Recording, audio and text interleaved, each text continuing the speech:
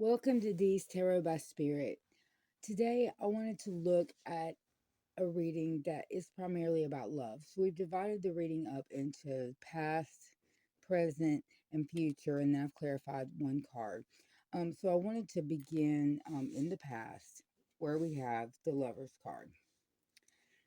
And this is a welcoming channel, this is a welcoming place.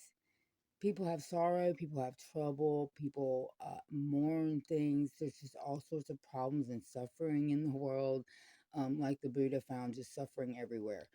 So that is true in our world, and so that's what we come together in a loving and nurturing place, and ask the Holy Spirit to come and sit with us. Ask the Comforter come and be with us, and I ask that He bless my words as I go through this process with you. Our first card is the Lover's card. And this card usually is a marriage. It has a lot of meanings. So this card's going to come to play more than once here. It's the joining of people in love or an agreement. So you could have a business agreement that is something that maybe a heartfelt business agreement, something a little bit more than regular business, or you can have a love agreement in marriage, but both things are going to be a critical decision that's going to affect the rest of your lives. In this case, it feels very marriage like to me. It's also about moral values and ethical dilemmas, shared beliefs and ethics, and deep spiritual and emotional connection. Eventually, obviously in this case, by the cards that we see, eventually those things come into question: the moral values, the ethics. Something occurs with this joining, with this partnership, with this marriage, or whatever it is that's a deep emotional connection and bond between two people. It could be an affair. We find out in the cards later that it's definitely a deep emotional betrayal. So something, whether it's stealing, lying, cheating, something really really bad happened. And so the deal is that in the next card we see that the listener who may have had this happen, whoever this happened to, who's dealing with it right now, they worked hard with the Seven of Grains card. They committed and worked hard for this to work out. They really put effort into it. As you see this guy, he's working, and his work is for future. It's not going to give him results right now, so it's really putting in a lot of time and effort for something that's going to lead to something that's going to be great and a stable foundation.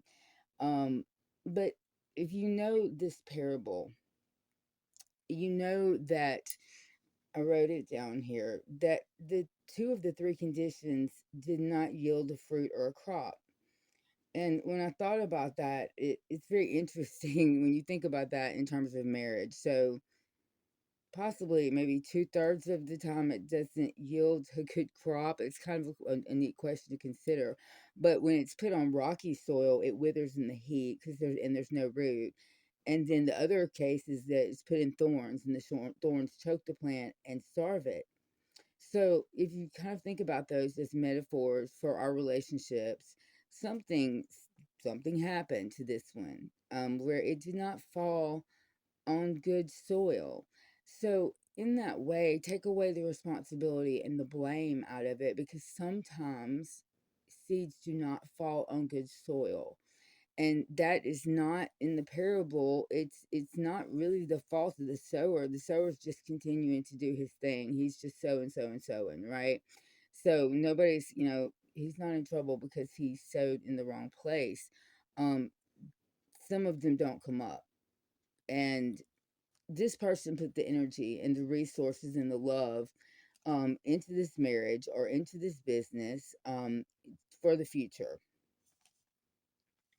They regularly, if it's a business, you regularly reevaluated your progress, your methods, and your effectiveness. You put a lot of time into this. You did everything you were supposed to make it work out right. And that's what the Seven of Grains shows us. Um, in both scenarios, you did the right thing consistently, and you did it to the best of your ability, focusing on a sustainable outcome of a union that could last for years. So, so we have here the Hermit, because this break led to the Hermit phase or stage. It led to a time where you kind of had to, you found yourself in solitude. You had to pull off alone. Separation led to the terminating phase, where you were indeed in solitude, trying to find your own clarity and a sense of peace. And it seems like you did the hard work, what they call shadow work, and even by accident, because you just were alone and you started to think hard about a lot of things. You started to self reflect, and consider spiritual things, cultural truths and ideas. You spent time both seeking wisdom within and guidance from other spiritual sources. So you were really growing yourself, even though you were just trying to deal with your pain. You were really doing a lot of work during this hermiting phase, because this card is a card of John the Baptist, so he's alone. It's not for no reason. It turns out to be a good reason for it. Now, when we consider the numbers on these cards, you come out with a four, and a four is the final conclusion of something. Now, four is also something stable, but in this meaning, it is the final product. Okay, so that was the final product of this union. Also numerologically matches up with what we're looking at. So when you first came out of this, there's this thing that I've experienced myself, is when you have a really big drama or trauma, sometimes you have this adrenaline pouring through you. And you kind of maybe don't drop for a little while. You've done so much hard work and inner looking within, and you thought about how to be truly happy again, and whether you were really happy before. You spent some time clearing your head and seeing things clearly, and because of all that, you were feeling this surge of new ideas, which is right here in Moses in the Burning Bush. This is the Ace of Candles. You were seeing kind of a way that the future could happen, some possibilities of a new beginning, a new chapter. And it's not that you don't miss this person. It's like an idea of, some examples might be that maybe you gave up your career or your ideas of a career to get married. Like maybe there was something else you did want to do that's in your head now, going, oh, maybe I could do that. Maybe there were fertility problems just because of the match of people. Maybe something came up. Maybe this opens a door in that way. If you're in a business, maybe you put all your money into somebody else's good idea instead of into your own good idea. So, in these ways, you started to come up with some ideas and some thoughts about, okay, this might not be the end of the world. That's a good way to put it. That even though it's horrible and it's not what you wanted, it might not be the end of the world. And then, and this is the present right here. So then we run into kind of a little bump in the road with this is David and Goliath. This is Seven of Candles, but it's in reverse.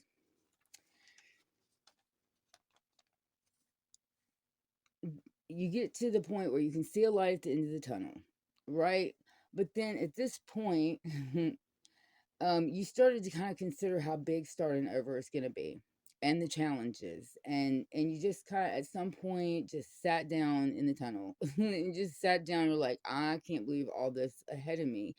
You're really tired, you feel weak and irritable, and that bad feeling might even be at this point when you start, kind of what happens, I think, is the adrenaline goes away, and the seriousness of it sets in, and the real stuff, like the I'm gonna do it now, and you're like, oh, that's a big mountain I've gotten to. It's different looking at it on the page of a magazine or on the YouTube. Then you get to the bottom of the mountain, I imagine it looks a little different. So that's kind of where you're at, just tired, and it's kind of started to affect the rest of your family. It may be just leading to a lot of emotional distress and loneliness, which is where you're at right here with the Nine of Feathers, which is Peter and the denial at the cross 3 times. Um, so this is a great deal of distress that we're seeing here. Your adrenaline's run out, and there's regrets from the past. There's anxiety over the consequences of all this stuff happening, of this breakup or the split of the business, whatever it is. There's business stuff to worry about. There's business stuff to worry about either way. And so there's a lot of things to think about. What will the fallout of all this look like? What actions what do I do first? And what do I do next? And what's more important? And am I making the right decisions now? Like I messed up before. How do I know if I'm making the right decisions now? So you see his hand on his head. That's you just sat down in the tunnel and you got your hand in your head, and you can see the light, but you're too tired. Um, and you're too worried and anxious, and maybe you may be stuck in that place because of the worry and anxiety of it. The rest that you might have had during this time you found hasn't even been restful. Like if you took time off work, it hasn't helped. Your adrenaline is gone, your anger has diminished, and this is your collapse stage.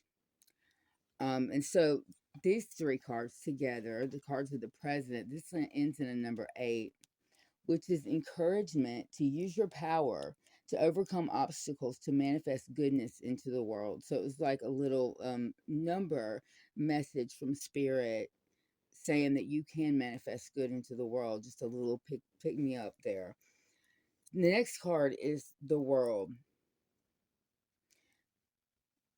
So this card sometimes can mean a continuing sense of a lack of closure due to how things ended. Oh, this card is reversed. That's why. This card is reversed. You may struggle with a few unresolved issues because of the lack of closure. It could be, well, it could be many things went wrong, that, there was anger and problems where you didn't talk to this person anymore and there's just no good ending there. And I'm so sorry about how that is terrible when it works out that way. It's really, really hard to get over. You may feel stuck or unable to move for a while. This just means that you're in the process of healing. There's a need to address any obstacles right now, whether it's your emotions or the business part that you've been maybe avoiding during this time of just getting better. You hadn't been able to deal with it. So, in order to move forward with ease, it's best to deal with that right now. Um, and we go then to the Ten of Feathers.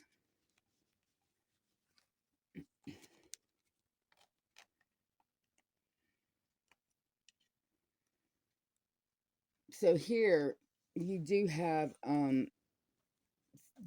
some pain here. The Ten of Feathers is a card of pain.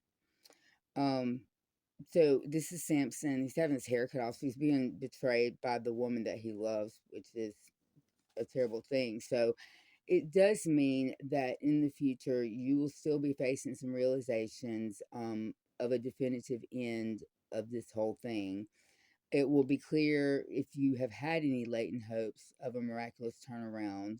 I'm so sorry about this, but that misconcept or illusion will be dispelled. There's still some pain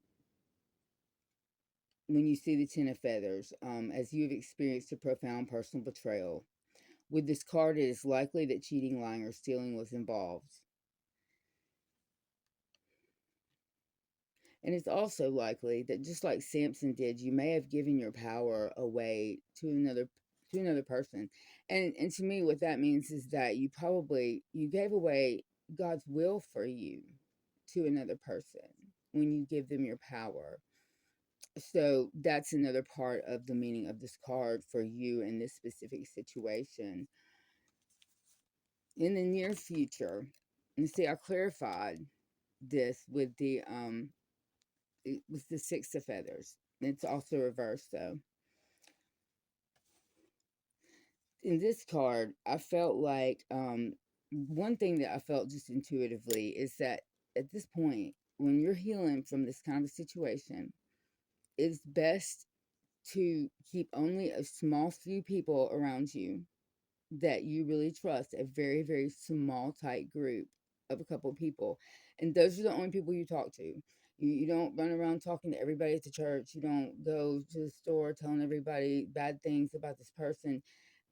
Anything can happen in your future. You don't know. You want amicable relationships with people. You do not want to run around saying things in pain that are going to come back at you and hurt you later. And to me, this card is one of be quiet, be a little quiet and be just a little, keep everything a little close to your chest. Allow yourself the chance to heal. Come to your own conclusions by yourself and don't turn that over to somebody else. You keep that for yourself. You make your own conclusions and don't allow other people to influence that. You'll have to try to move forward one step at a time and take baby steps. And then you'll be standing back up and heading towards the end of that tunnel very soon. This card indicates that you may be scared of the transition that's coming up, and that can also create some stagnancy. There may be some more emotional burdens and pain to unpack and let go of before you feel free to run again, which is what that other card said as well. You may feel afraid of what is next after everything that's happened. But your final card is the Three of Feathers reversed. This is King David. He's crying really hard there and is really sad over his son Absalom. So we're glad that this card is reversed because that's a really good ending for you. Um, you're gradually getting over this grief and intense sorrow and loss, which is what you see David going through here. Be patient with yourself. Be kind to yourself about how long it takes. Mending a heart is an intricate thing. It takes a minute, like a 5,000 piece jigsaw puzzle. It's going to take a little while, so you're going to have to be patient with that.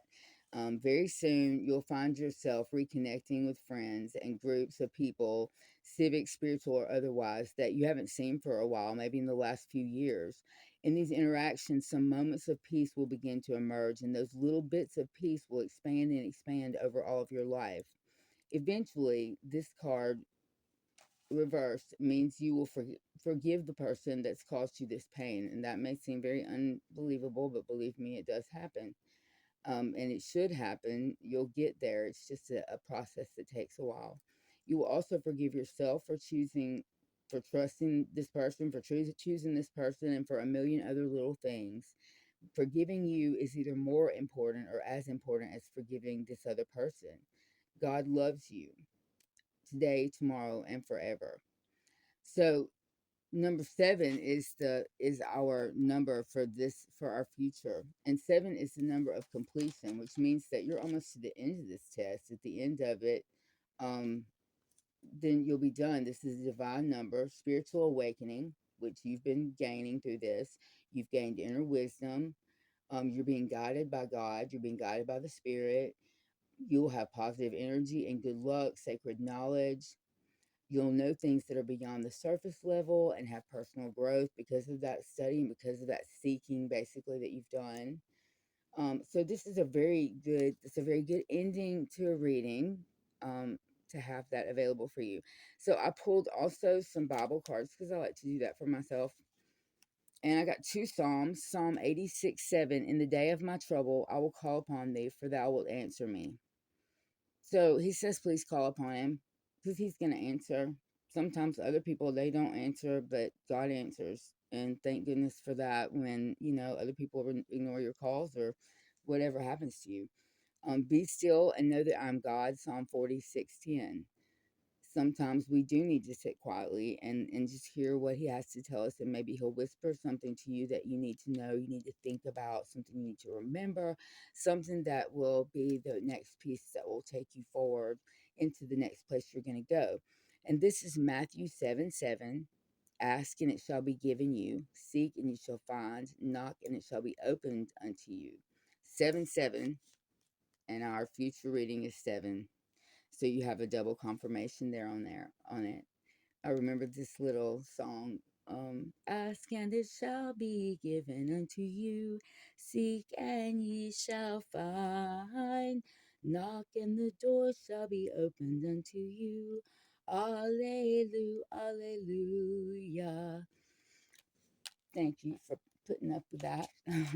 So we're going to pull an angel card really quickly. Just an angel card for a little extra. There we go, quickly.